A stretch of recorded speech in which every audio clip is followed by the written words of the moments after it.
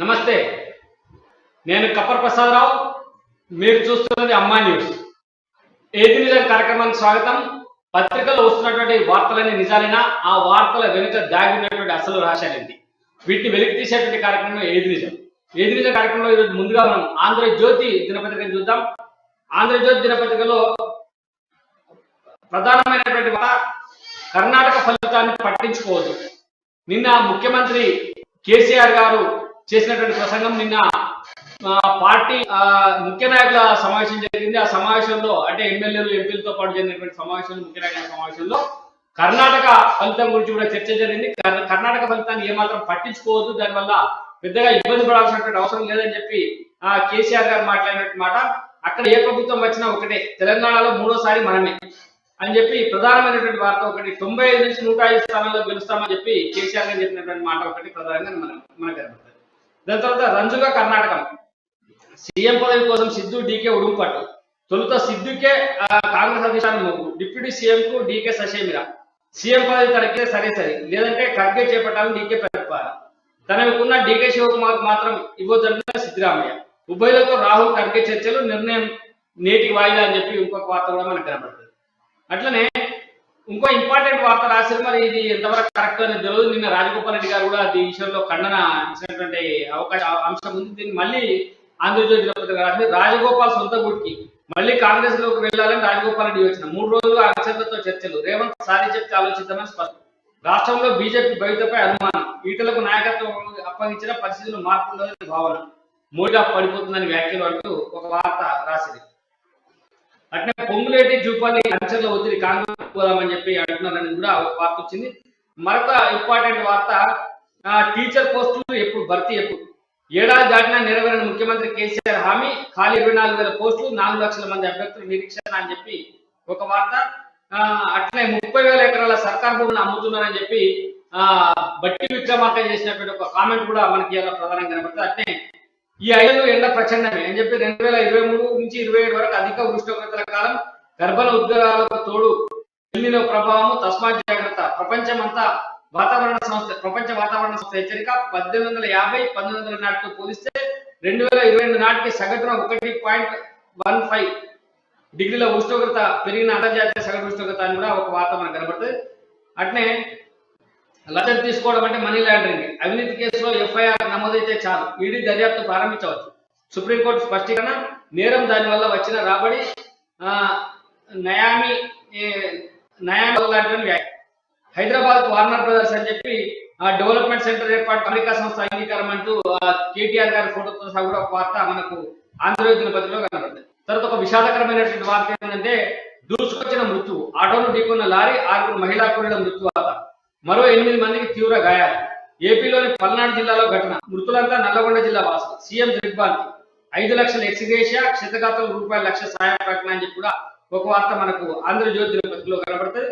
అట్లనే కట్నం తీసుకుంటే డిగ్రీ రద్దు అని చెప్పి తెలంగాణలో కేరళ తరహా విధానం, రాష్ట్ర మహిళా కమిషన్ ప్రతిపాదన, విధి విధానాలపై కమిషన్తో కసరత్తు, కట్నం తీసుకోబోమని హామీ పత్రం ఇస్తేనే కేరళలో విద్యార్థులకు వర్సిటీ అడ్మిషన్లు అని చెప్పి ఒక వార్త మనకు ఆంధ్రజ్యోతి దినపత్రికలో కనబడుతుంది. ఇంకా మనం మరో దినపత్రిక ఈనాడు చూద్దాం. ఈనాడు దినపత్రికలో మొదటి పేజీలో పెద్ద యాడ్ ఉంది. తర్వాత ఈనాడు ప్రధానమైనటువంటి వార్తలు, నిద్ర గాడి తప్పితే గుండె లయ తప్పినట్లే, అంటే నిద్ర లేమి వల్ల గుండె సంబంధిత వ్యాధులు వస్తాయని చెప్పి ఒక వార్త ప్రధానంగా కనబడింది. తర్వాత చాలా చేశాం ప్రజలకు చెప్దామంటే, కేసీఆర్ గారు నిన్న సమావేశంలో మాట్లాడినట్టు మాటలే చాలా చేసినాము, ప్రజలకు చెప్దాం మనమంతా, ప్రజలకు వివరించడం కోసం ఎమ్మెల్యేలు అంతా కూడా ప్రజల్లో ఉండాలని చెప్పి ఒక నిర్ణయం తీసుకున్నారు. ఆయన మొత్తం ఎమ్మెల్యేలకు ఆదేశాలు జారీ చేసినటువంటి వార్త కూడా మనకి కనబడుతుంది. జూన్ 2 నుంచి జరిగే తెలంగాణ అవతరణ దశాబ్ది ఉత్సవాలను దద్దరిల్లా పండుగ వాతావరణంలో చేయాలి. ఏదో మొక్కుబడిగా కొబ్బరికాయలు కొట్టి నిర్లిప్తంగా నిర్వహించవద్దు. పార్టీ మిమ్మల్ని ఎప్పటికప్పుడు గమనిస్తూనే ఉంటుందని గుర్తుంచుకోవాలి. ఎమ్మెల్యేలు, ఇతర ప్రజాప్రతినిధులు పూర్తి స్థాయిలో నిమగ్నమై పనిచేయాలని చెప్పి ఒక హెచ్చరిక చేసినటువంటి అంశం కూడా మనకి ఇలా కనబడుతుంది. ఇక కర్ణాటక అంశం పెద్ద విషయం కాదు, మోదీ దేశాన్ని మోసం చేశారని చెప్పి కూడా కేసీఆర్ చేసినటువంటి కామెంట్ ఒకటి. పేదల భూములతో స్థిరాస్తి వ్యాపారమా, బట్టి విక్రమార్క చేసినటువంటి మనం చూసిన 30,000 ఎకరాల భూముల్ని అమ్మిండు అని చెప్పి పేదల భూములతోని ప్రభుత్వం వ్యాపారం చేసిందనేటువంటి వార్త కూడా మనకు ఈనాడు దినపత్రికలో కనబడుతుంది.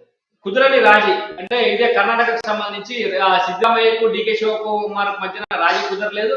ఎవరు ముఖ్యమంత్రి అయ్యేటువంటి విషయం ఇంకా తెలియలేదు.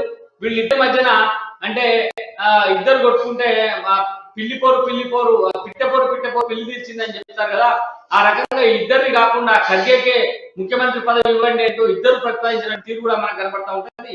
మరి కర్ణాటకలో ఏం జరగబోతుందనే చూద్దాం. అంటే తెల్లవారుజామున ఘోర రోడ్డు ప్రమాదం, వ్యవసాయ కూలీల ఆటోను ఢీకొట్టిన లారీ, 6 మహిళల మృతి, 7 తీవ్ర గాయాలు. పల్నాడు జిల్లాలో ప్రమాదం, మృతులంతా తెలంగాణ. ఇది కూడా ఒక విషాదకరమైనటువంటి సంఘటన. మనం ఇది ప్రధానంగా ఈనాడులో వచ్చినటువంటి వార్త. ఒకసారి మనం సాక్షి దినపత్రికను చూసినట్టయితే సాక్షి దినపత్రికలో మొదటి పేరు పెద్ద యాడ్ ఉంది. అదే సేమ్ ముఖ్యమంత్రి గారి ప్రకటన ఇందులో కూడా అర్థం కనబడి నిన్న జరిగినటువంటి సమావేశంలో ఆయన మాట్లాడినటువంటి అంశం 105 సీట్లు మనమే. ఇంకా మిగతా వాళ్ళు ఏం తెలుస్తుందో తెలియదు. 105 ఈనాయి, 7 ఎంఐఎంఈ, ఇంకా అంతే. అంటే 112 ఇంకా 2 సీట్లలో ఎవరైనా ఒకరు గెలిస్తే చావు తప్పి కన్నుటపై గెలుస్తారేమో కానీ లేదు మొత్తంగా ఈయన అని చెప్పి ఈయన చెప్తా ఉన్నాడు. 105 సీట్లు మన అంటే మొత్తం 119, 105 ప్లస్ 7 అంటే 112 సీట్లు పోతే మిగతా ఏమైనా వేరే వాళ్ళు గెలిస్తే గెలవచ్చు అనేది మనకు కనబడుతున్నటువంటి విషయం. తర్వాత 5 ఏళ్ళు అగ్గైనటువంటి ఇందాక చూసినాం, అది కూడా రాష్ట్రంలో భారీగా ఎండలు పెరిగిపోతాయనేటువంటి వార్త ఒకటి. తర్వాత పేదల విజయం అని చెప్పి సుప్రీంకోర్టు ధర్మాసనం స్పష్టీకరణ. ఇది ఆంధ్రాకు సంబంధించినటువంటి వార్త. అమరావతి ఇళ్ల పట్టాలకు సంబంధించి వచ్చింది. హైదరాబాద్ కు వార్నర్ బ్రదర్స్ డిస్కవరీ అని చెప్పి కూడా అదే మనము కేటీ రామారావు గారు అమెరికాలో చేసుకున్నటువంటి ఒప్పందం మేరకు ఇక్కడికి హైదరాబాద్ కు డిస్కవరీ వస్తుంది అనేటువంటి వార్త కూడా మనకి ఎలా కనబడుతుంది. తర్వాత ఇంకొక ముఖ్యమైనటువంటి వార్త ఇందులో ఉన్నది, మంచుకొండల్లో మహానదానం అని చెప్పి కేదార్నాథ్ యాత్రికుల కోసం ప్రత్యేక లంగర్ ఏర్పాటు చేసిన సిద్దిపేట వాసులు అని చెప్పి ఈ రోజుకు 4000 మందికి అన్నదానం, ఉదయం టిఫిన్, మధ్యాహ్నం భోజనం, సాయంత్రం స్నాక్స్, రాత్రికి భోజనం. జూన్ 6వ తేదీ వరకు కొనసాగుతున్న కార్యక్రమం అని చెప్పి కోటి విలువ చేసే నిత్యావసరాలతో సరుకులు అని చెప్పి సిద్దిపేట వ్యాపారులు కొందరు భక్తులు అక్కడ కేదార్నాథ్ లో ప్రతి సంవత్సరం ఏర్పాటు చేస్తారు. అట్లాంటి మహానదాన కార్యక్రమం ఏర్పాటు చేసినటువంటి ఒక వార్త కూడా మనకు ఇందులో కనబడుతుంది. ఇవి మనకు సాక్షి దినపత్రికలో వచ్చినటువంటి వార్తలు. అట్లనే కర్ణాటకకు సంబంధించినటువంటి వార్త కూడా మనకి ఇలా కనబడుతుంది. ఇక వెలుగు దినపత్రికను చూసినట్టయితే నిర్లక్ష్యంగా ఉంటే మునుగుతాం. ఇదే కామెంట్ ముఖ్యమంత్రి గారు స్పష్టంగా సమావేశంలో చేసింది. అయితే మిగతా వాటిలలో కొద్దిగా తక్కువగా రాసింది, వెలుగులో మాత్రం చాలా స్పష్టంగా రాసింది. నిర్లక్ష్యంగా ఉంటే మునుగుతాము, చాలా ప్రమాద గంటికలు మోగుతా ఉన్నాయి, అయినా మనమే గెలిచేటువంటి అవకాశాలు, మీరు అందరూ కష్టపడి పనిచేయండి అని చెప్పి రాసినటువంటి ఒక వార్త. అట్లనే బీఆర్ఎస్ కు గుప్త విరాళాలు 153 కోట్లు. అంటే గుర్తు తెలియని సంస్థలు బీఆర్ఎస్ పార్టీకి 153 కోట్ల రూపాయల విరాళాలు ఇచ్చినట్టుగా ఒక సంస్థ వెల్లడించింది. దానికి సంబంధించిన వార్త కూడా మనకు కనబడుతుంది. కర్ణాటకలో సిద్ధుకే ఛాన్స్. కర్ణాటక ఏం అనుకున్నాం కదా, డికే శివకుమార్ సిద్ధు మధ్య జరుగుతున్నటువంటి గొడవలో సిద్ధుకి అవకాశం వచ్చేటువంటి ఉంది. సిద్ధుకే ఛాన్స్ అని చెప్పేది ఒకటి. ప్రజలు అల్లాడుతుంటే పార్టీ ప్రచారానికి 100 కోట్ల. బండి సంజయ్ చేసినటువంటి కామెంట్, ప్రభుత్వ ధనంతో పార్టీ ప్రచారం చేసుకుంటున్నారు అనేటువంటి ఒక వార్త కూడా మనకు వెలుగు దినపత్రికలో కనబడుతుంది. ఇంకా అన్నిటికంటే ముఖ్యమైనటువంటి పత్రిక మనం చదవాలి. ఇది నమస్తే తెలంగాణ, టీఆర్ఎస్ పార్టీ అధికారిక పత్రిక. నమస్తే తెలంగాణలో వచ్చినటువంటి వార్తలను గమనిస్తే ఇందులో కామన్ గా అంత ప్రభుత్వానికి అనుకూలమైనటువంటి వార్తలు ఉంటే అయినా చదవాలి కదా మనం. మళ్ళీ మనమే ఇది 100% విజయం, 100 సీట్లు ఖాయం, చెప్పినట్టు చేస్తే అందరికి 50,000 పైన మెజారిటీ అని చెప్పి ఒకటి. బీఆర్ఎస్ లోకి అమరావతి మాజీ ఎంపీ అని చెప్పి మహారాష్ట్రకు సంబంధించినటువంటి ఒక వార్త ఒకటి కనబడుతుంది. హైదరాబాద్ కు వార్నర్ బ్రదర్స్ అనేది పెద్ద మన కేటీ రామారావు గారు ఒప్పందం చేసుకున్నటువంటి ఒప్పంద పత్రాన్ని తీసుకుంటున్నటువంటి వార్త కూడా ఒకటి వచ్చింది. అన్నదాతపై ఎరువు బరువు అని చెప్పి ఇది ఒక విచిత్రమైన వార్త ఇందులో రాసింది. ఎందుకంటే ప్రభుత్వం ఎరువుల ధరలు పెంచము అని చెప్పి చెప్పింది, ఈయన ఎరువు బరువు అని చెప్పి రాసినటువంటి వార్త. ఇవన్నీ కూడా అంటే ప్రభుత్వానికి అనుకూలంగా ఉండేటువంటి వార్తలు, పార్టీకి అనుకూలంగా ఉండే వార్తలే నమస్తే తెలంగాణలో వస్తాయి. కాబట్టి వీటిపైన పెద్దగా చర్చ అవసరం. కానీ మనం ఏం రాసింది అనేటువంటి విషయాలు ప్రజలకు తెలియజెప్పాలి కాబట్టి మనం నమస్తే తెలంగాణ కూడా చదవాల్సి వస్తుంది. ఏది నిజ కార్యక్రమంలో మనతో పాటు చర్చలు పాల్గొంటూ ఉన్నారు అమ్మా న్యూస్ బ్యూరో చీఫ్ కృష్ణమూర్తి గారు. అలాగే కొద్దిసేపట్లో కాలు సుజాత కాంగ్రెస్ పార్టీ అధికార ప్రతినిధి కూడా జాయిన్ కాబోతున్నారు. కృష్ణమూర్తి గారు నమస్కారం. నమస్తే ప్రసాద్ గారు. ఈ రోజు మనం ఆంధ్రజ్యోతి దినపత్రికను చూసినట్టయితే లేదా అన్ని దినపత్రికల్లో కూడా ఇదే ప్రధానమైనటువంటి వార్త. నిన్న టీఆర్ఎస్ పార్టీకి సంబంధించిన ఎల్పీ సమావేశం జరిగింది. ఎమ్మెల్యేలు, ఎంపీలు, ఇతర ముఖ్య నాయకులు కూడా సమావేశంలో పాల్గొన్నట్టుగా మనం చూస్తా ఉన్నాం. అందులో కర్ణాటక ప్రభావం తెలంగాణలో ఉండదు, దాని గురించి మనం పట్టించుకోవాల్సినటువంటి అవసరం లేదనేటువంటి ఒక వ్యాఖ్య. రెండో వ్యాఖ్య ఏంటంటే అప్రమత్తంగా లేకపోతే ఆగమైపోతామని చెప్పి కూడా కేసీఆర్ గారు చురుకలంటించిన అంశం ఒకటి. 2 మూడోది 105 సీట్లు గెలుస్తారు. అంటే ఈ రకమైనటువంటి వ్యాఖ్యలతో పాటు గత ఎన్నికల్లో గత సమావేశంలోనేమో అందరు ఎమ్మెల్యేలకు టికెట్ ఇస్తామని చెప్పినటువంటి కేసీఆర్ గారు ఈ సమావేశంలో కొందరికి టికెట్లు ఇవ్వడం కుదరదు అని కూడా చెప్పిన రకాలుగా వచ్చినాయి. కొన్ని పత్రికలలో ఇప్పుడు ఎమ్మెల్యేలకు ఇస్తామని వచ్చినాయి, కొన్ని ఇట్లనేమో ఇవ్వడం కుదరదు అని చెప్పి వ్యాఖ్యానం చేసినట్టుగా వచ్చినాయి. మొత్తంగా నిన్నటి ప్రసంగాన్ని మనము ఏ రకంగా తీసుకోవచ్చు కృష్ణమూర్తి గారు, నిన్న బీఆర్ఎస్ పార్టీలో జరిగినటువంటి ముఖ్యమంత్రి ప్రసంగాన్ని? స్పష్టంగా అంటే బీఆర్ఎస్ నాయకుల్లో కానీ నాయకత్వంలో కానీ ఓటమి భయం కనిపిస్తుంది అనేది ఇది చెప్పగా చెప్పారు వాళ్ళు. నిన్నటిదాకా మోడీ ప్రభావం లేదు, బీజేపీ ప్రభావం లేదు, అసలు ఏమీ లేదు రాష్ట్రంలో, మొత్తం మనదే బీఆర్ఎస్ఏ, మొత్తం మోడీ ఎందుకు, మోడీ ఏంది అని మాట్లాడిన నేతలు తాజాగా కర్ణాటక ప్రభావం లేదు, కాంగ్రెస్ ప్రభావం లేదు, అసలు ఏమీ జరగదు మనమే అన్నారు. అంటే భయం లేదంటూనే, ప్రభావం లేదంటూనే పదే పదే ఆ విషయాన్ని ఎందుకు ప్రస్తావించాల్సి వస్తుంది అంటే వీళ్ళు ఖచ్చితంగా ఆ భయం కర్ణాటక ఎన్నికల ప్రభావము, కర్ణాటక ఫలితాల ప్రభావము తెలంగాణ మీద స్పష్టంగా పడుతుంది. ప్రజల్లో కొంత చర్చ జరుగుతుంది, కొంత మార్పు వస్తున్నది. అంటే కర్ణాటక ఎన్నికల తర్వాత కాంగ్రెస్ వైపు ప్రజలు మొగ్గు చూపేందుకు కొంత మార్గం సుగమమైంది అన్న విషయం బీఆర్ఎస్ కూడా గ్రహించింది.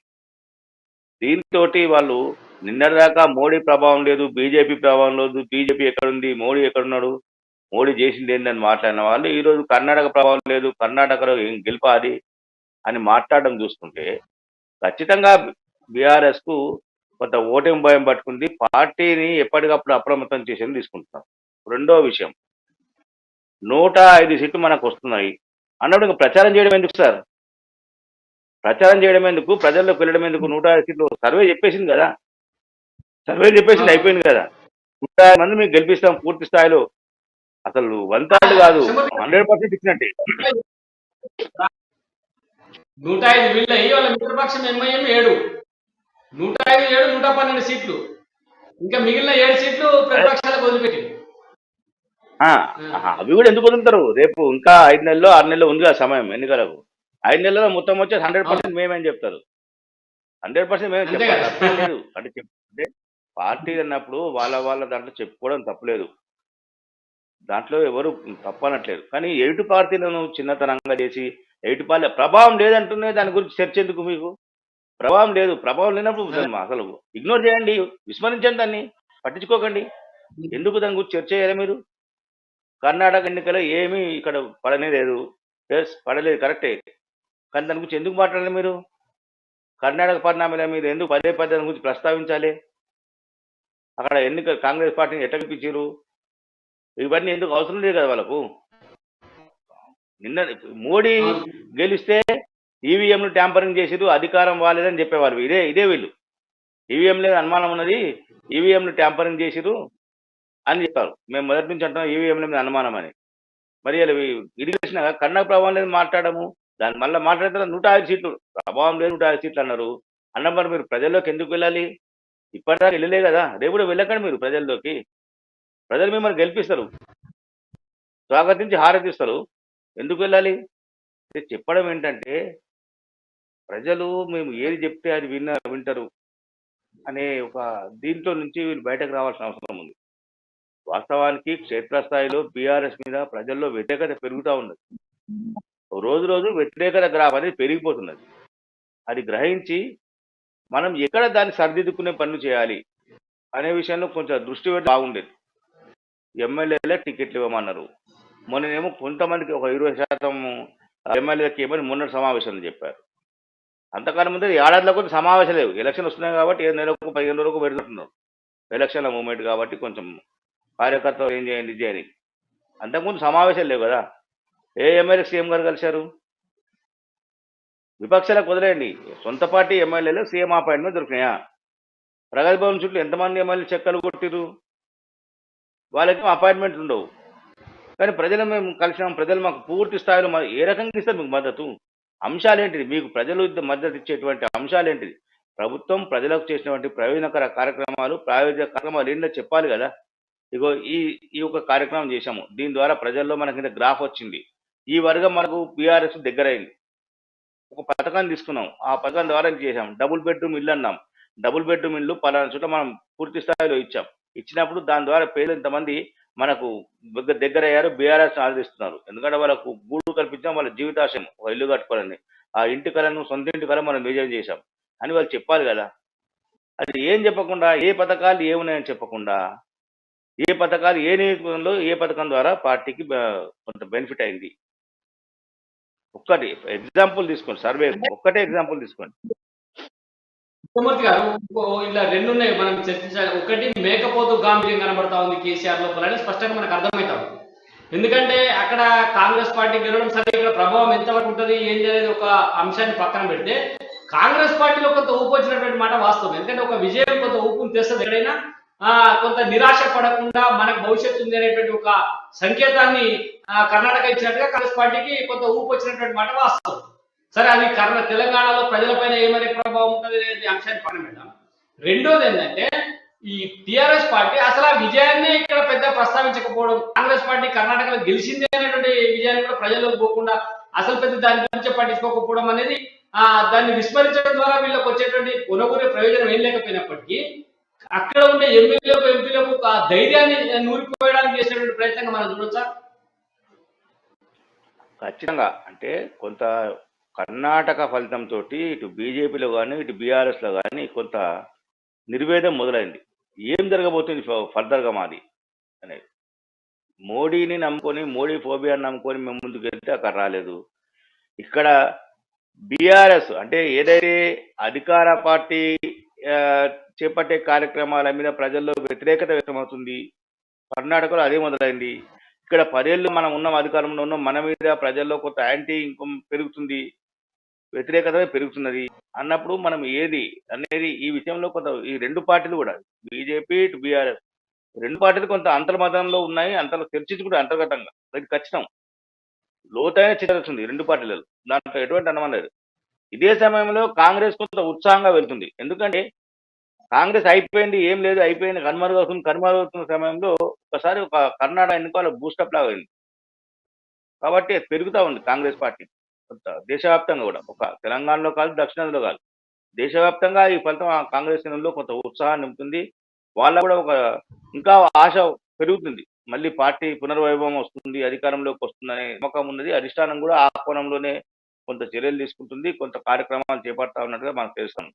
అంటే ఇవన్నీ గమనిస్తే కర్ణాటక ఫలితం అనేది దేశవ్యాప్తంగా రాజకీయాల్లో ఒక సంచలనం అని చెప్పక తప్పదు. మనం అప్రతిహతంగా ఎదురు లేకుండా పోతున్నటువంటి బీజేపీకి కర్ణాటక కొంత బ్రేక్ వేసింది. అంటే సెట్ బ్యాక్ అయినట్టుగా కొంత ఆ పార్టీ కూడా కొంత బీజేపీ కూడా కొంత ఆందోళన పడింది. ఎక్కడ మనము ఇదయ్యాము, ఎక్కడ మనం ఓడిపోయాము, ఇంత చేస్తుంటే స్థానిక నాయకత్వమా, లేకపోతే ప్రజా వ్యతిరేకత, లేకపోతే నాయకుల లోపమా, సమన్వయ లోపమా ఏందా అనే విషయంలో ఆ పార్టీ కూడా ఆలోచన చేస్తూ ఉంది. ఈ నేపథ్యంలో బీఆర్ఎస్ కూడా కొంత జాగ్రత్తలు తీసుకుంటే బాగుంటుంది. అంటే కర్ణాటక ఎన్నిక ఫలితంలో కొంత గుణపాఠం నేర్చుకుంటే బాగుంటుంది. మేము గుణపాఠం నేర్చుకోము, అది దాని ప్రభావమే లేదు అది అంటే వాళ్ళ విఘ్నత కొద్ది, వాళ్ళ పార్టీ వాళ్ళ ఇష్టం, వాళ్ళు ఏమైనా చేసుకోవద్దండి, మనము అనేదేం లేదు. కానీ అది ఏమీ లేదు, ఆ ఫలితం కాదు, ఆ గెలుపు కాదు, అక్కడ ప్రభుత్వం ఏర్పడదు, ప్రభుత్వం ఏర్పడేదే కాదు, ఎట్లా అది అన్నిటికీ మనం మాట్లాడితే ఒక ఇది సిస్టమ్ ఉండాలి కదా సార్, పద్ధతి ఉండాలి కదా సార్. పద్ధతి లేకుండా కర్ణాటక గెలుపు కాదు, కర్ణాటక పట్టించుకోకండి, ఆ విజయం పట్టించుకోదు.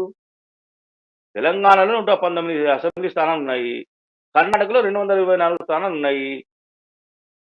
ఎందుకు పట్టించుకోవద్దు? మనకన్నా పెద్ద రాష్ట్రం కదా, మనం ఎందుకు దాన్ని అంత తక్కువ అంచనా వేయాలి? తీసివేసిన విధంగా ఎందుకు మాట్లాడాలి కర్ణాటక ఫలితాన్ని? అదే జేడీఎస్ గెలిస్తే అద్భుతం, మహాద్భుతం అంటాం మనము. జేడీఎస్ ఓటింగ్ పర్సెంట్ పెరిగినా జేడీఎస్ పుంజుకుందని చెప్పగలమా మనం? జేడీఎస్ లేదు అక్కడ. ఇటు కాంగ్రెస్ కు దూరంగా ఉన్నాము, బీజేపీకి దూరంగా ఉన్నాం కాబట్టి ఇటు కాంగ్రెస్ గెలిచింది, బీజేపీ ఓడింది. కాంగ్రెస్ పార్టీకి వచ్చింది, కాంగ్రెస్ పార్టీకి పెద్ద బలం లేదు, దాని గురించి రాష్ట్ర స్థాయిలో దిగులు పడాల్సిన అవసరం లేదని చెప్పి కేసీఆర్ గారు చెప్తా ఉన్నారు. అది ఆ ప్రభావం రాష్ట్రంలో ఉండదు, ఇక్కడ కాంగ్రెస్ పార్టీ చాలా వీక్ అనేటువంటి అంశాన్ని ఆయన స్పష్టంగా చెప్తా ఉన్నారు కదా. కర్ణాటకలోనూ అదే రకంగా అనుకున్నారు సార్. కర్ణాటకలోనూ చాలా వీక్ ఉన్నది, ఇటు సిద్ధరామయ్య గ్రూపు, అటు టీకే శివకుమార్ గ్రూపు, ఇటు పరమేశ్వరు, వీళ్ళందరూ కూడా అనుకున్నారు బజరంగ దళ నిషేధం అనేది కూడా కాంగ్రెస్ పార్టీకి కొంత ఇబ్బందికర పరిస్థితి ఉంది అని అనుకున్నారు. కానీ ఇవన్నీ కూడా అక్కడ వాళ్ళకి ప్లస్ అయినాయి, మైనస్ కాలేదు. మిగతా విపక్షాలు అంటే ఇటు బీఆర్ఎస్ కానీ, బీజేపీ కానీ, జేడీఎస్ కానీ, మిగతా పార్టీలు ఏవైతే కాంగ్రెస్ మైనస్ అని అనుకున్నారో అవన్నీ కాంగ్రెస్ ప్లస్ అయినాయి. ప్లస్ అయి థంపింగ్ లో వాళ్ళు గెలిచారు. అంటే కృష్ణమూర్తి గారు మనతో పాటు టీపీసీసీ అధికార ప్రతినిధి కర్ణాటకలో కాంగ్రెస్ తరఫున ప్రచారం చేసినటువంటి కాలువ సుజాత గారు కూడా ప్రస్తుతం మనపడ్డారు. సుజాత గారు నమస్కారం. నమస్కారం ప్రసాద్ గారు, గుడ్ మార్నింగ్. టిఆర్ఎస్ గెలుస్తుంది, కర్ణాటక ప్రభావం ఏమాత్రం రాష్ట్రంలో ఉండదు, ఎవరు దిగులు పడాల్సినటువంటి అవసరం లేదు అని చెప్పి కేసీఆర్ గారు అంటున్నారు. మీరు ఎట్లా చూస్తారు? ఏమున్నదండి, మేపోతు గాంభీర్యం ప్రదర్శించడానికి ఏముంది? గతంలో మీరు చూసిర్రు, సారు కారు సర్కారు 16 అన్నాడు. ఏమైంది? బొక్క బోర్లో పడింది బీఆర్ఎస్ పార్టీ. ఆ తర్వాత ఇప్పుడు మొన్న జిహెచ్ఎంసీ ఎన్నికల్లో 100 సీట్లు మావే, 120 సీట్లు వస్తాయని చెప్పుకున్నాడు. ఇంకా ఎక్కువైతే కేటీఆర్ గతంలో 100 అన్నా 100 వచ్చినాయి, 120 వస్తాయి, 130 వస్తాయి చెప్పుకున్న కేటీఆర్ కి ఎంత అత్యవసర మార్కులతో పాస్ చేయించినటువంటి జిహెచ్ఎంసీ వాళ్ళు. అంతెందుకండి, ఈరోజు దేశవ్యాప్తంగా దేశకి నేత అబ్కి బార్ సర్కార్ రైతే రాజ్యం, దేశం మొత్తం రైతు రాజ్యం తీసుకుని వస్తా అన్న కేసీఆర్ మొన్నటికి మొన్న మహారాష్ట్ర ఎన్నికల్లో పోటీ చేసిండు. ఆ పోటీ చేసినటువంటి 18 స్థానాలలో 15 స్థానాలు కాంగ్రెస్. మీరు ఒకటి గమనించాలి ప్రసాద్ గారు, ఈ రోజు ఏ రాష్ట్రంలో కూడా సాధారణ అంటే లోకల్ బాడీ ఎన్నికలు ఎక్కడ ఏ రాష్ట్రంలో జరిగినా అన్ని రాష్ట్రాల్లో కాంగ్రెస్ కే పై చేయి ఉంటుంది, కాంగ్రెసే గెలిపిస్తూ ఉంటుంది. కాబట్టి మొన్న 15 స్థానాలు కాంగ్రెస్, అక్కడ మహారాష్ట్రలో గుంజుకొని పరిపాలిస్తున్న బీజేపీ పాలిత ప్రాంతమైనటువంటి మహారాష్ట్ర ఇప్పుడు అక్కడ 3 స్థానాలు, కేవలం 3 బీజేపీ గెలుచుకుంది. మరి బీఆర్ఎస్ పోటీ చేసి 18 స్థానాలలో డిపాజిట్లు గల్లంతైనాయి కదండి. దేశకి నేత అని చెప్పుకున్న కేసీఆర్ కి అట్లా మేకపోతు గాంభీర్యం ఎన్నన్నా చెప్పుకోవచ్చు. నేను ఒకటి అడుగుతా, కర్ణాటక ఎన్నికలు జరిగినాయి, మేమేమో చేసినాము మీకు చెప్పాలనా అని వీళ్ళ నాయకులు వీళ్ళ అధికారులు మాట్లాడుతుంటారు. కానీ నేను అడగాలనుకుంటున్నా, ఏ రాజకీయ పార్టీ అన్నా ప్రజల మధ్యలోనన్నా పనిచేయాలి, లేదా కూర్చొని కేసీఆర్ కి ఫామ్ హౌస్ నుంచి బయటికి లేని పరిస్థితి ఉంటది ఎప్పుడు జీవితాంతము. కాబట్టి ఆ ఫామ్ హౌస్ లో కూర్చొన్నా, లేకపోతే ప్రగతి భవన్ లో కూర్చొనన్నా, కొత్తగా కట్టిన సెక్రటేరియట్ లో కూర్చొనన్నా, ఒక్కటంటే ఒకటి ప్రెస్ మీట్ పెట్టిండా? కర్ణాటకలో అఫ్ కోర్స్ బీజేపీని బొంద పెడతా అన్నాడు, తెలంగాణలో దేశంలో బొంద పెడతా అన్నాడు, కాంగ్రెస్ బీజేపీ ఇతర పాలన తీసుకొస్తా అన్నాడు కేసీఆర్. మరి కనీసం జేడీఎస్ కుమారస్వామికి ఫేవర్ గా ఒక్క స్టేట్మెంట్ అఫీషియల్ గా రిలీజ్ చేసిండా? ఎందుకు చేయలేదు? ఎందుకు పోటీ చేయలేదు అని అంటే, మేము ఇప్పుడిప్పుడే కొత్తగా కదా, అప్పుడే పోటీ చేయడు. పాతగా ఎప్పుడు పడాలి, మీరు కొత్తగా ఎప్పుడు పోటీ చేయాలి, ఎప్పుడు ఏం కదా అన్ని అర్థమైపోయినాయి. తిరిగి మళ్ళా గరక మురిగి అన్నట్ల ఇంటికి వాపస్ వచ్చి ఇక తెలంగాణనే నా శరణ్యము, కుమారస్వామికి సపోర్ట్ చేసిన డబ్బులతోని ఆడానా డబ్బులు వేస్ట్ అయిపోయినాయి. మహారాష్ట్రలో తెలంగాణ డబ్బును తీసుకొని పోయి అక్కడ సభలు, వేదికలు, రైతులు అది ఇది అని గోల చేసి అక్కడ పెట్టినా, అక్కడ బొక్క బోర్రబడినా, పంజాబ్ లో పోయి ఆమ్ ఆద్మీ పార్టీ ఫండింగ్ చేసిన, అక్కడ పోయి 700 మంది రైతులకి 4 లక్షలు 3 లక్షలు ఇచ్చిన, ఇదంతా మన చెమట, మన కష్టం, మనం కష్టార్జితంతో కట్టిన రూపాయి తీసుకొని పోయి దేశదిమరుడైన కేసీఆర్ అన్ని రాష్ట్రాలలో ఫండింగ్ చేస్తా అని పోయిండు. ఇవన్నీ చూసుకుంటే మీకు ఏం కనబడుతుంది? 4 రోజులు తెలంగాణలో బిడ్డ ఇష్యూ నడిచింది.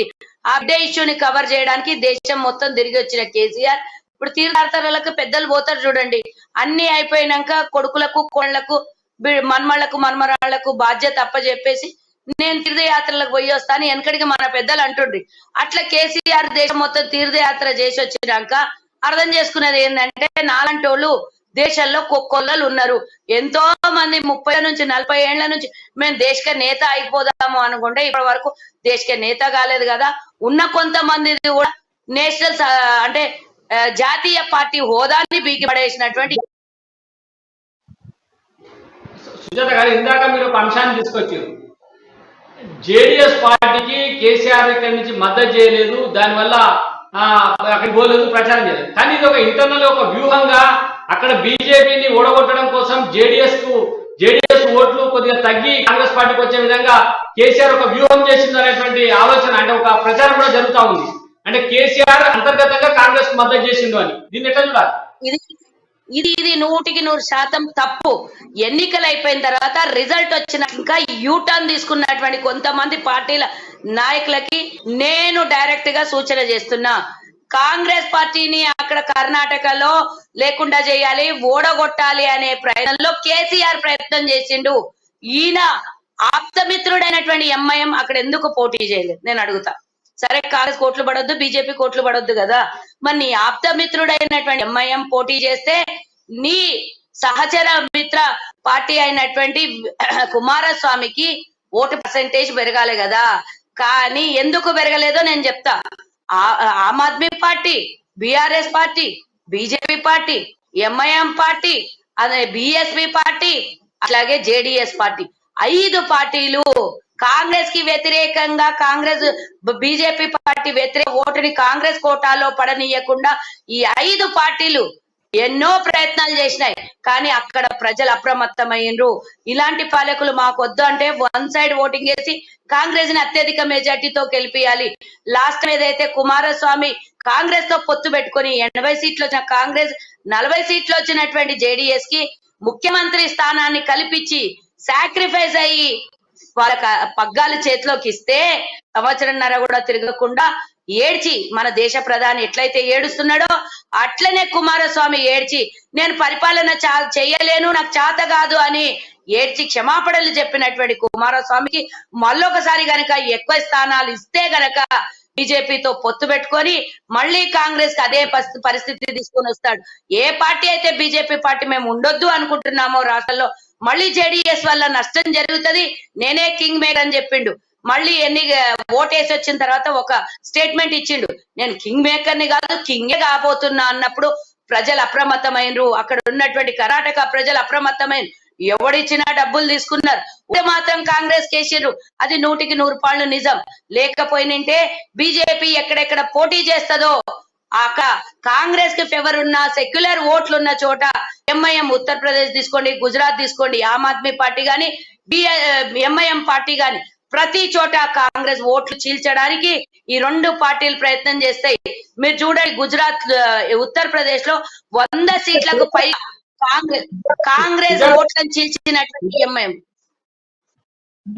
మీరు అంటున్నట్టు మీరు చెప్పినది వాస్తవం, ఆ రకమైనటువంటి ప్రచారం ఉంది. ఎంఐఎం అక్కడ, కానీ కర్ణాటకలో ఎంఐ పోటీ చేయలే, 10 సీట్లకు పోటీ చేస్తా అని చెప్పి 3 అభ్యర్థులు ప్రకటించి 2 సీట్లనే బీఫామ్లు ఇచ్చిండ్రు. అందులో ఆ 2 సీట్లు కూడా ఉపసంహరించుకొని కాంగ్రెస్ పార్టీకి మద్దతు చేసిండ్రు. అట్లనే ఆమ్ ఆద్మీ పార్టీ అని, బీఎస్పీ పార్టీ అని ఎవరితో పోటీలు లేదు, నామమాత్రం పోటీ తప్ప ఎవరు ప్రచారం పోటీలు లేదు. ఎందుకంటే బీజేపీ వ్యతిరేకంగా ఓటు చీలిపోవద్దు అనేటువంటి ఒక ఆలోచనతోనే చేసిండ్రు. అదే ఆలోచనతో కూడా కేసీఆర్ చేసి జేడీఎస్ మద్దతు చేయలేదనేది ప్రసాద్ గారు ఈ మాట, వాళ్ళు కాంగ్రెస్ ఓటు చీల్చడానికే రంగంలోకి దిగారు. కానీ ప్రజల నాడి డిఫరెంట్ కర్ణాటకలో. కాబట్టి కన్నడీకులు చాలా అప్రమత్తమయ్యారు. ఎప్పుడైతే కుమారస్వామి స్టేట్మెంట్ ఇచ్చిండ్రో అప్పుడు ఏ పార్టీకి కూడా ఓటు చీలకుండా కాంగ్రెస్ కోటాలు వేయాలని ప్రజలు తీసుకునే నిర్ణయం.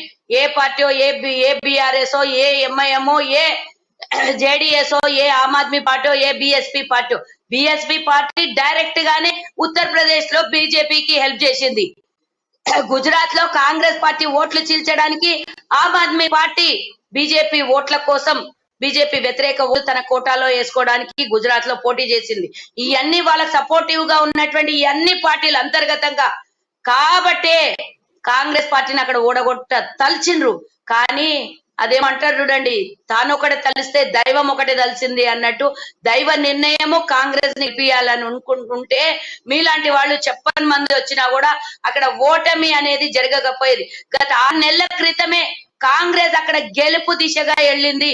ఎప్పుడో చెప్పినాం మేము 136 సీట్లు వస్తాయని. మీరు చూడండి, ఒక వీడియో రివీల్ చేసి రివర్స్ చేసి చూడండి. రాహుల్ గాంధీ గారి పాదయాత్రలో ఒక జర్నలిస్టు మనకు డికే శివకుమార్ కి అడిగినప్పుడు మీరు గెలుస్తామని ధీమా వ్యక్తిస్తున్నారు, మీకు ఎన్ని సీట్లు వస్తాయి కర్ణాటకలో గెలిస్తే అని అంటే 136 సీట్లని ఖరాంచిగా 6 నెలల క్రితమే డికే శివకుమార్ చెప్పినటువంటి దాఖలాలు చూడండి.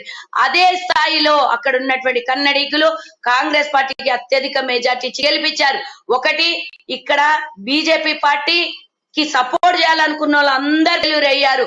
దేశవ్యాప్తంగా కూడా రేపు వచ్చే రాబోయే రోజుల్లో దేశవ్యాప్తంగా కూడా ఎవరెవరైతే కాంగ్రెస్ పార్టీ ఓట్లు చీల్చాలనుకుంటున్నారో రాష్ట్రం ఈరోజు కర్ణాటక రాష్ట్రం ఇచ్చిన తీర్పు దేశానికి చెప్పెట్టు దెబ్బ. వ్యతిరేక ఓట్లన్నీ రేపు పొద్దున డిసైడ్ అయితే ఇదే జరుగుతుంది. ఎంతమంది ఎంఐఎంని తీసుకొచ్చి పెట్టండి, ఎంతమంది బీఆర్ఎస్ ని తీసుకొని పెట్టండి, ఎంతమంది బిఎస్పీ, ఎంతమంది ఆమ్ ఆద్మీని తీసుకొచ్చి పెట్టినా కూడా రేపు పొద్దున ప్రజలు డిసైడ్ చేసుకుంటే ఇదే జరుగుతుంది. ఇంకా 6 నెలల్లో వచ్చే ఎన్నికల్లో తెలంగాణలో ఎన్నికలు జరగబోతున్నాయి. 104 కాదు 40 స్థానాలు గెలిస్తే ఈ రోజు ఈ బయట మీరు తీసుకొని రికార్డ్ చేసుకొని పెట్టుకోండి. ఇది మీకు ఎప్పటికైనా అవసరం వస్తుంది. మళ్ళీ నా లైన్ తీసుకొని వీడియో ఇక్కడ నన్ను వేసుకోవచ్చు. ఈరోజు కేసీఆర్ మీద ఉన్నటువంటి వ్యతిరేకత యావత్ తెలంగాణలో కేసీఆర్ మీద ఉన్నది. నేను మళ్ళీ చెప్తున్నా. కాబట్టి ఎప్పుడు కూడా విస్తృత సమావేశాలు జరపనటువంటి కేసీఆర్ ఇమీడియట్ గా నెలలో 2 సార్లు సమావేశాలు, కర్ణాటకలో ఎన్నికలు కాగానే ఈ రోజు తెలంగాణలో మొన్న ఏదో తూతూ మంత్రంగా చేసిండ్రంట ఆయన ఆత్మీయ సమ్మేళనాలు. కాబట్టి ఈ రోజు అయ్య జాగిరి తెలంగాణ సొమ్ము ఉంది కాబట్టి 200 కోట్ల రూపాయలని తీసుకొని పోయి ఈ రోజు రాష్ట్ర వ్యాప్తంగా 33 జిల్లాలో జిల్లాకి 5 కోట్లు 3 కోట్లు ఇచ్చి ఈ రోజు రాష్ట్ర వ్యాప్తంగా ఉన్నటువంటి మా సొమ్ముని మా కష్టాన్ని మీరు తీసుకొని పోయి దోపిడీ చేసి తాగడానికి తినడానికి మీ ఐషో ఆరాం చెలాయించడానికి ఈ రోజు మీ సాలు 21 రోజులు చేసుకుంటా అంటున్నారు కదా. 200 కోట్లు ఎక్కడివి? సెక్రటేరియట్లకి సామాన్య ప్రజలు రానియరు, ప్రతిపక్షాలని రానియరు. సెక్రటేరియట్ సుజాత గారు, ఇప్పుడు ఇక్కడ మీరు ఎంత చెప్తా ఉన్నా, మీరు ఎన్ని మాటలు చెప్పినా టిఆర్ఎస్ పార్టీ స్పష్టంగా ఈ రోజు కేసీఆర్ గారు ప్రకటించింది 105 వాళ్ళై 7 ఎంఐ అంటే 112 స్థానాల్ని వాళ్ళ ఖాతాలో వేసుకుంటే ఇంకా మిగిలిన 7 స్థానాలు 119కి ఇంకా మిగిలిన 7 స్థానాలు. ఆ 7 స్థానాలలోనే కాంగ్రెస్ పార్టీ కానీ బీజేపీ కానీ కొట్లాడుకోవాలనేది స్పష్టంగా చెప్పిన వాళ్ళు. మీరేమో మొత్తంగా ఇక్కడ అంతా పోతున్నది, మీరు ఏం చెప్తా ఉన్నారు? ప్రసాద్ అన్న ముందు మురిసినమ్మ పండగ పోలేరు కదంట. కానివ్వండి, వారికి ఆ సంతోషం కొన్ని రోజులు ఉండనియండి. ఇంకో 4 నెలల్లో ఎన్నికలు రాబోతున్నాయి. 2-3 నెలల్లో గవర్నమెంట్ డిజాల్వ్ అవ్వబోతుంది. వచ్చే 6 నెలల్లో మనం ఎక్కడికి పోం కదా. మీరు బతుకుంటారు, నేను బతుకుంటాను, అన్నగారు కూడా ఇక్కడ ఉన్నటువంటి అన్నగారు కూడా బతుకుంటారు. తెలంగాణ ప్రజలు 4 కోట్ల మందిలో ఎంతో కొంతమంది ఏమన్నా కూడా ఇంకా కోటాను కోట్ల మంది తెలంగాణలో యావత్ భారతదేశంలో చూడబోతున్నారు కదా. తినబోతూ రుచి చూడడం ఎందుకు? మనం మున్సిపల్ ఎలక్షన్స్ చూసినాం, 2019లో పార్లమెంట్ ఎలక్షన్లు చూసినాం. నువ్వు మొట్టమొదటిసారి 62 సీట్లతో మెజార్టీ తెచ్చుకున్నటువంటి నువ్వు, నేను అడుగుతున్నా, ఆ రోజు కూడా నేను తెలంగాణ తెచ్చినా, చావు నోట్ల తలకాయ పెట్టినా, బాత్రూంలో కూర్చొని ఇడ్లీ తిన్నా అంటేనే నీకు అత్యవసర మార్కులతో పాస్ చేసి 62 సీట్లు ఇచ్చిర్రు. కానీ రెండోసారి నేను రైతు బంధు తెచ్చినా, నేను ఈరోజు కాళేశ్వరం ప్రాజెక్ట్ తెచ్చినా, తెలంగాణ ప్రజలకు పెన్షన్ ఇస్తున్నా, మళ్ళా గెలిస్తే విద్యార్థులకు ఎవరైతే నిరుద్యోగస్తులు ఉన్నారో వాళ్ళకు కాంగ్రెస్ 3000 అంటే నేను 3016 ఇస్తానన్నా, అన్ని చేస్తానన్నా అంటే సరే ఇంకోసారి అవకాశం ఇచ్చి చూద్దాం అని అనుకున్నారు. కానీ అవకాశం ఇస్తే కలినంట. మన పూర్వకాలంలో మన పెద్దలు చెప్తుండే, కలికి ఏలు పెట్టని సంధిస్తే కాలు పెట్టిందంట. కాబట్టి కలి లాంటి ఈ దుర్మార్గుడిని రాష్ట్రంలో ఈ రోజు ప్రజలు గమనిస్తుర్రు. మేము వేసిన ఓటు ఈ విధమైనటువంటి దోపిడీకి గురైందా? మా ఓటు ఇంత దోచుకొని తెలంగాణలో ఇంత పక్క రాష్ట్రాల్లో 40% కమిషన్ కేసీఆర్ నోట్లో నుంచి వచ్చింది. ఏ ముఖ్యమంత్రి నోట్లో నుంచి రాంది 30% కమిషన్ దళిత బంధువులో. కాబట్టి కాంగ్రెస్ పార్టీ ఇదే తీసుకొని పోతుంది ప్రజల మధ్యకి. ఒక నిమిషం, కృష్ణమూర్తి గారు, సుజాత గారు చెప్పిండే అంతా విన్నారు మీరు. ఖచ్చితంగా కర్ణాటకలో ఉన్న విధంగానే తెలంగాణలో కూడా కాంగ్రెస్ పార్టీ అధికారంలోకి వస్తుంది. కాంగ్రెస్ పార్టీ అంటే కేసీఆర్ చెప్పిన 105 ఎంఐఎం 7 అంటే మిగతా కాంగ్రెస్ పార్టీకి బీజేపీకి వదిలిపెట్టిన 7 స్థానాలు కాదు, కాంగ్రెస్ పార్టీ భారీ మెజారిటీ తోటి తెలంగాణలో అధికారంలోకి వస్తున్నటువంటి ఒక ధీమా వ్యక్తం చేస్తా ఉన్నారు. కర్ణాటక ఫలితాలు కాంగ్రెస్ ఇక్కడ తెలంగాణ పైన ప్రభావం చూస్తాయా? కేసీఆర్ తర్వాత సుజాత గారి వ్యాఖ్యల పట్ల మీ అభిప్రాయం ఏంటి? ఖచ్చితంగా ప్రసాద్ గారు, కర్ణాటక ఫలితము తెలంగాణ మీద తీవ్ర ప్రభావం చూస్తుంది, మామూలుగా కాదు. మీరు ఒక్కసారి మనం గమనిస్తే ఈ కర్ణాటక ఫలితం వచ్చి దాదాపు 5 రోజులు 6 రోజులు అవుతుంది ఈరోజు. మొత్తం రిజల్ట్ వచ్చేసి మెజార్టీ స్పష్టత తేలిపోయి. మీరు ఇక్కడ చూడండి, ఇటు బీఆర్ఎస్ లో వణుకు మొదలైంది, అటు బీజేపీలోనూ వణుకు మొదలైంది. ఖచ్చితంగా ఈ ప్రభావం ఉంటుంది. అక్కడ ఇప్పుడు సుజాత గారు చెప్పినట్టుగా అక్కడ 40% ప్రచారం ఏ విధంగా అయితే సక్సెస్ అయిందో కాంగ్రెస్ పార్టీ చేసింది, 40% కమిషన్, 40% కమిషన్, 40% కరప్షన్ అని, ఇక్కడ కూడా 30% కరప్షన్. అంటే సీఎంఏ ఒక నినాదం ఇచ్చాడు అపోజిషన్ పార్టీలో, దళిత బంధులో 30% కమిషన్లు, 3 లక్షలు తీసుకుంటారు పల్లె సిస్టమ్ అంటే అని చెప్పేసి. అంటే ఇది ఖచ్చితంగా కాంగ్రెస్ కు కొంత అనుకూలంగా మారేవనుకో, ప్రతిపక్షానికి ఇటు బీజేపీకి కానీ అటు కాంగ్రెస్ కానీ ఇద్దరికి కూడా కొంత అనుకూలంగా మారేవనుకో. దీన్ని ప్రధానంగా అస్త్రంగా చేసుకుంటే కొన్ని దళిత సంఘాలు, కొన్ని దళిత వ్యక్తులు, సంఘాలు కూడా దీని మీద కేసులు నమోదు చేయాలని డిమాండ్ చేస్తూ ఉన్నారు. సీఎం అంటే పాసింగ్ రిమార్క్ లాగా చెప్పిండా సమావేశంలో, లేక బెదిరించాలనుకున్నాడా తన పార్టీ వాళ్ళను, ఏమనుకున్నా నాకు తెలియదు, అది ఆయన మనసులో ఉన్నది ఏందో. కానీ ఏదైతే 30% కమిషన్ బయటకు వచ్చిందో అది ఆ పార్టీకి కొంత బూమరంగా అయితే అవకాశాలు స్పష్టంగా ఉన్నాయి. బీఆర్ఎస్ 30% కమిషన్ అంటే దళిత తత్వం. మిగతా పథకాలంటే ఇక మనకు చెప్పాల్సిన అవసరం లేదు, ఏం జరుగుతుంది ఏందనేది. ఇప్పుడు ఇంకొక అంశం కూడా ప్రధానంగా ఇక్కడ చర్చకు రావాల్సినటువంటి అవసరం ఉన్నది. కర్ణాటకలో జరుగుతున్నటువంటి రాజకీయ పరిణామం, దీనిపై మనం మాట్లాడదాం. ఎందుకంటే సుజాత గారు చెప్పినారు, ఒక 6 నెలల క్రితమే డికే శివకుమార్ గారు 136 సీట్లు గెలుస్తాము అని చెప్పినారు, ఆయన స్పష్టం చేసినారు. అంటే ఆయన ఎంత కష్టపడి ఉంటే ఆ కాన్ఫిడెన్స్ ఆయనకు ఉంటుంది 36 గెలుస్తామని. కానీ తీరా అధికారంలోకి వచ్చిన తర్వాత ముఖ్యమంత్రి స్థానం డికే శివకుమార్ చేతుల్లోంచి పోయింది. డికే శివకుమార్ ముఖ్యమంత్రి అయ్యేటువంటి అవకాశం లేదు అనేది స్పష్టంగా మనకు వస్తున్నటువంటి సంకేతాలు కనబడతా ఉన్నాయి. నిన్న సిద్దిరామయ్య ప్రకటించినారు ముందుగాల, దాని తర్వాత మళ్ళీ కాలకాలు ప్రకటించలేదని చెప్పినారు. అంటే కర్ణాటకలో ఒక రాజకీయ గందరగోళం అయితే జరుగుతా ఉన్నది. ఈ ప్రభావం కూడా మిగతా రాష్ట్రాల్లో ఓటర్లపై పడేటువంటి అవకాశం ఉంది. కర్ణాటక కాంగ్రెస్ పార్టీ గెలిస్తే మళ్ళీ ఇదే అంతటా రిపీట్ అవుతుంది అని. దీన్ని మరి కష్టపడి పార్టీని అధికారంలోకి తెచ్చిన వ్యక్తి ముఖ్యమంత్రి కాకపోతే ఇంకా ఎవరు కష్టపడతారు? ఆ ప్రభావం తెలంగాణ పైన ఉంటుంది కదా. సుజాత ఏం చెప్తారు మీరు? ఎవరు, నేనా? డికే శివకుమార్ ఇందాక చెప్పినారు 136 స్థానాలు డికే శివకుమార్ గారు 6 నెలల ముందు చెప్పినారు. 6 నెలల ముందు అంశాన్ని ప్రజలకు తీసుకెళ్లి అధికారంలోకి తెస్తే తీరా చివరి నిమిషంలో డికే శివకుమార్ కాకుండా సిద్దిరామయ్యకో పరమేశ్వర్కో ముఖ్యమంత్రి పదవి పోతుంది అంటే ఇంకా కాంగ్రెస్ పార్టీకి మిగతా రాష్ట్రాలలో నాయకత్వం ఉంటుందా? వాళ్ళు కొట్లాడతారా? అధికారంలోకి తేగలుగుతారా? దీన్ని ఎట్లా?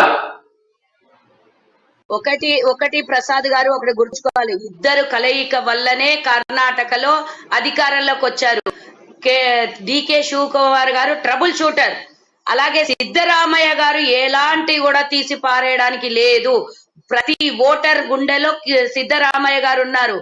మీరు అనుకున్నట్టుగా కేవలం మన డికే శివకుమార్ గారు పిసిసి అధ్యక్షులుగా వారి పూర్తి బాధ్యతని నిర్వర్తించారు, అందులో ఎలాంటి అనుమానము లేదు.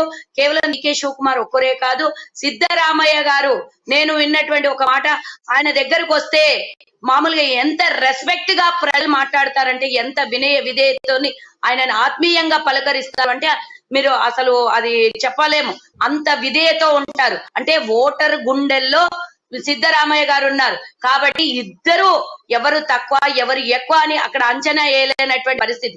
ఈ రోజు ఓటరు పూర్తి స్థాయిలో కాంగ్రెస్ పార్టీకి అధికారం ఇచ్చారు, కానీ ఆ ఇద్దరు నాయకులు ఎవరిని కూడా తక్కువ తిన్నది లేదు, ఎవ్వరు కూడా తక్కువ లేరు, ఎవరికి వారు. వీరేమో ట్రబుల్ షూటర్, జనాల మధ్యలో కనబడేది మన డికే శివకుమార్ గారు.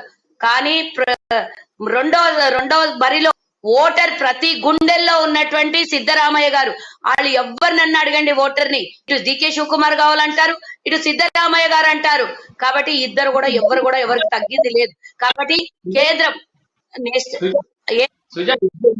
ఇద్దరు నాయకులే, ఇద్దరిని ప్రజలు కోరుకుంటారు. ఇద్దరు పటిష్టంగా కష్టపడి పనిచేయడం వల్లనే కర్ణాటకలో అధికారంలోకి వచ్చింది. అట్లా అని చెప్పి రాజ్యాంగం ఇద్దరు ముఖ్యమంత్రులను చేయలేదు కదా, ఎవరో ఒకరే ముఖ్యమంత్రి ఉండాలి కదా. మరి ఆ ముఖ్యమంత్రి కోసం ఈ రోజులు ఇన్ని గంటలు ఢిల్లీలో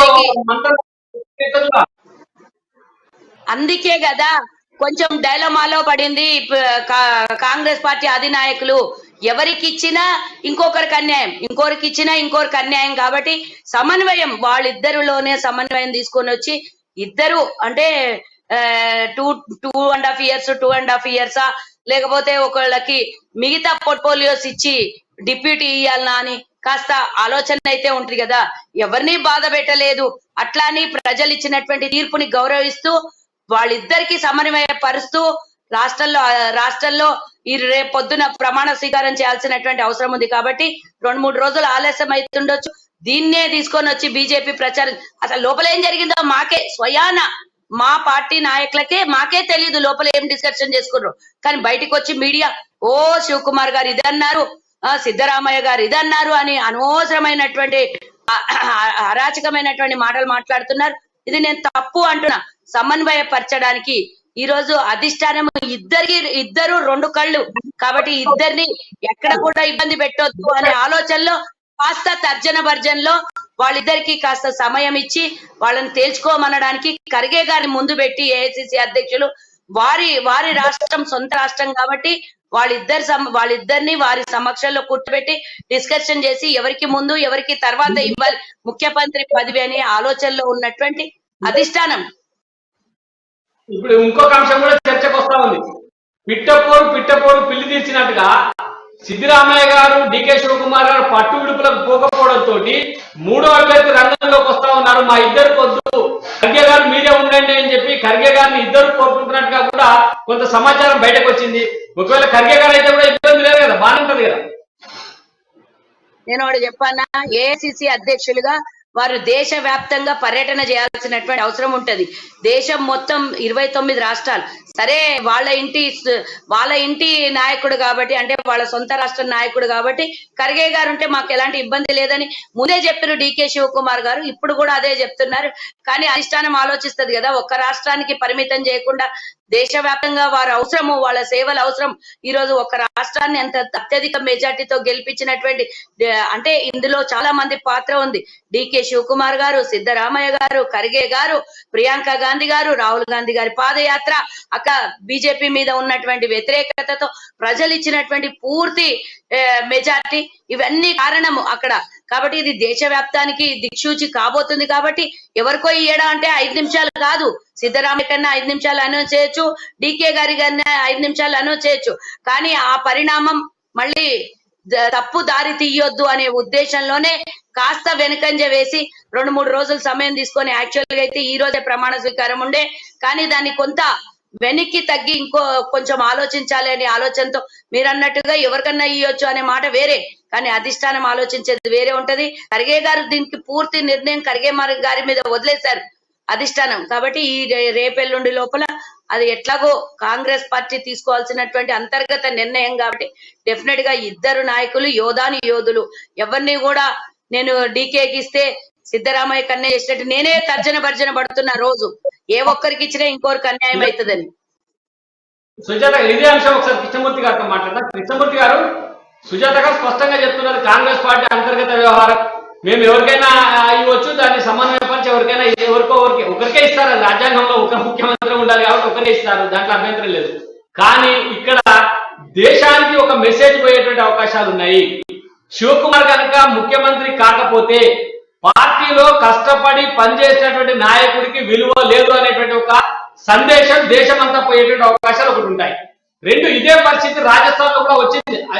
రాజస్థాన్ లో సచిన్ పైలట్ గారు చాలా బ్రహ్మాండంగా కష్టపడి అధికారంలో నుంచి యువకు నాయకుడిగా ఉంటే ఆయన్ని కాదని చెప్పి అక్కడ వేరే అశోక్ గెహ్లాట్ గారికి ముఖ్యమంత్రి పదవి ఇవ్వడం జరిగింది. అది ఇప్పటికీ రాసుకుంటా ఉంది. ఇప్పటికీ సచిన్ పైలట్ గారు అక్కడ పాదయాత్ర చేస్తా ఉన్నారు, ప్రభుత్వానికి వ్యతిరేకంగా కొట్లాడుతూ ఉన్నారు. ఏఐసిసికి ఒక పెద్ద తీరని సమస్యగానే మనకు కనబడుతుంది ఏది రాజస్థాన్. అదే పరిస్థితి కర్ణాటకలో కూడా వచ్చేటువంటి అవకాశం ఉంటుందా లేదా చెప్పండి కృష్ణమూర్తి గారు. రాజస్థాన్ తీరును పరిగణలో తీసుకున్నటువంటి కాంగ్రెస్ పార్టీ అధిష్టానం కర్ణాటక విషయంలో కొంచెం ఆచితూచి స్పందిస్తుంది అనేది మనకు స్పష్టంగా అర్థమవుతా ఉన్నది. అంటే ఒక బలమైన శక్తికి ఇంకో బలమైన శక్తి ఉండకూడదు.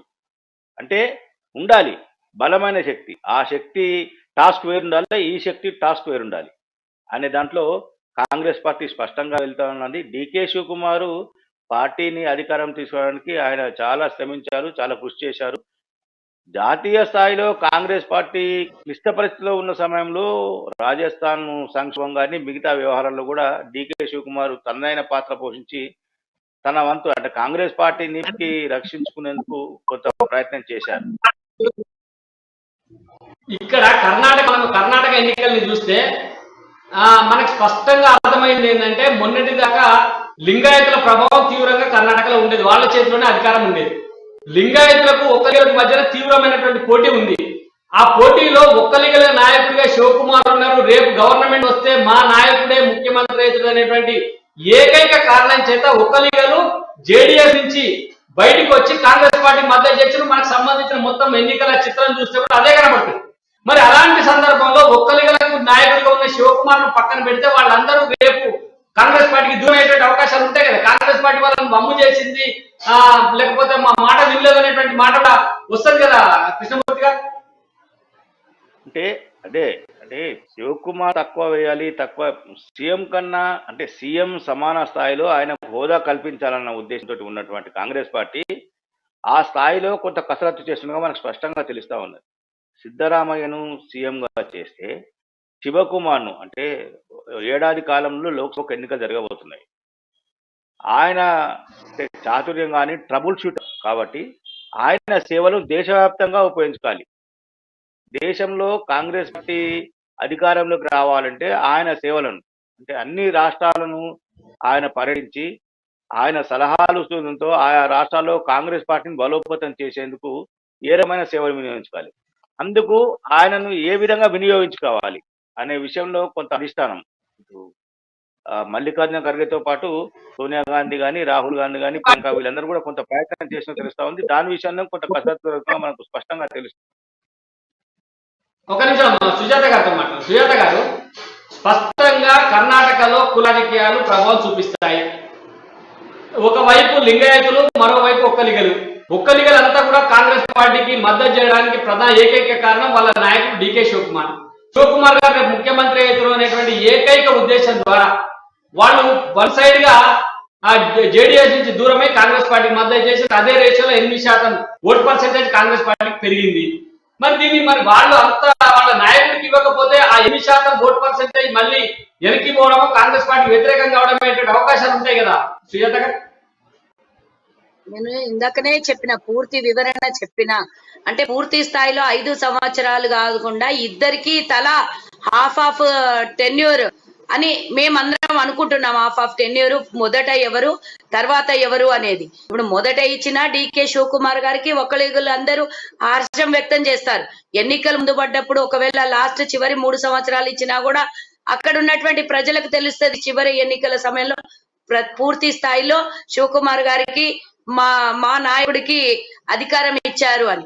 ఇందాక సోదరులు చెప్తున్నారు, అది కూడా మెజార్టీ ఆఫ్ కారణం డీకే శివకుమార్ గారు గతంలో గుజరాత్ లో అహ్మద్ పటేల్ గారిని రాజ్యసభ సభ్యుడిగా చేయడం కోసం బీజేపీ డ్రామాలు చేసి బీజేపీ ఎట్టి పరిస్థితుల్లో రాజ్యసభ సభ్యుడిగా ఎన్నుకోనివ్వద్దు అనే ప్రయత్నంలో ట్రబుల్ షూటర్ గా ఉన్నటువంటి డీకే శివకుమార్ గారు 42 మంది ఎమ్మెల్యేలు తీసుకొని వచ్చి బెంగళూరులో ఉంచి వాళ్ళని 42 మందిని పూర్తి స్థాయిలో ఓటు వేయించి రాజ్యసభ సభ్యుడిగా ఎన్నుకోబడినటువంటి సమయం కూడా మనం గుర్తు చేసుకోవాలి. కాబట్టి డీకే శివకుమార్ గారి సేవలు ఇప్పుడు ఎన్నికలు ఇంకో సంవత్సరంలో రాబోతున్నాయి. కాబట్టి ఒక్కలీగులు అనుకుంటారు రాష్ట్రంలోనే కాదు మా నాయకుని దేశవ్యాప్తంగా కూడా ఆయనకున్నటువంటి ప్రథమ స్థానం కల్పించారు. దేశవ్యాప్తంగా ట్రబుల్ షూటర్ అవసరం కాబట్టి కాంగ్రెస్ పార్టీ ఆ నిర్ణయం తీసుకుంది అని ఒక్కరికి కూడా ఆనందపడతారు కదా. రాష్ట్రానికే పరిమితం కాకుండా దేశం మొత్తం తిప్పి ఆయన ఈ రోజు కర్ణాటకలోనే కాకుండా వివిధ రాష్ట్రాల్లో కాంగ్రెస్ అధికారం రావడానికి ముఖ్య కారకుని కూడా చేయదలుచుకున్నది కాంగ్రెస్ పార్టీ అని కూడా వాళ్ళు అర్థం చేసుకుంటారు కదా ప్రజలు. అంటే ప్రజలు మీరు మేము అనుకున్నంత ఈజీగా అంత ఇదిగా ఉంటారు కదా. ప్రజలు కూడా చాలా ఆలోచిస్తారు. మా నాయకుడు మా రాష్ట్రంకే కాదు దేశవ్యాప్తంగా కూడా మా కులానికి సంబంధించిన నాయకుడు దేశవ్యాప్తంగా ప్రచారంలో ఉన్నాడు, దేశవ్యాప్తంగా ట్రబుల్ షూటర్ గా ఉన్నాడు అనేది కూడా. ఓకే, కర్ణాటక ఫలితాలు మనం చూసిన కర్ణాటకలో అయితే పూర్తి స్థాయిలో కాంగ్రెస్ పార్టీ అధికారంలోకి వచ్చినా ఒక 3-4 రోజులైనా కూడా ముఖ్యమంత్రి ఎవరైనా దానిపైన తర్జన భర్జన జరుగుతూ ఉంది. సరే శివకుమార్ అవుతారా లేకపోతే సిద్ధరామయ్య అవుతారా, ఎవరైనా కాంగ్రెస్ పార్టీకి సంబంధించిన ఒక నాయకుడిని చేయడం కోసం పెద్ద ఎత్తున ప్రయత్నం జరుగుతుంది. ముఖ్యమంత్రి నియామకం తర్వాత పరిణామాలు ఏ రకంగా ఉంటాయనేది మనం ఇంకా వేచి చూడాల్సిన అవసరం ఉన్నది. ఈ కార్యక్రమంలో ఈ ఏదైతే కార్యక్రమంలో పాల్గొని తన అమూల్యమైనటువంటి సమయాన్ని వెచ్చించి అనేక విషయాలు తెలియజేసినటువంటి పిసిసి అధికార ప్రతినిధి కాలువ సుజాత గారికి, అలాగే ఆ సీనియర్ జర్నలిస్ట్ కృష్ణమూర్తి గారికి ప్రత్యేకంగా కృతజ్ఞతలు. ఇది ఈ రోజు ఎదిరించే కార్యక్రమం. మళ్ళీ ఎదిరించే కార్యక్రమం మళ్ళీ రేపు కలుద్దాం. అంతవరకు సెలవు. నమస్తే.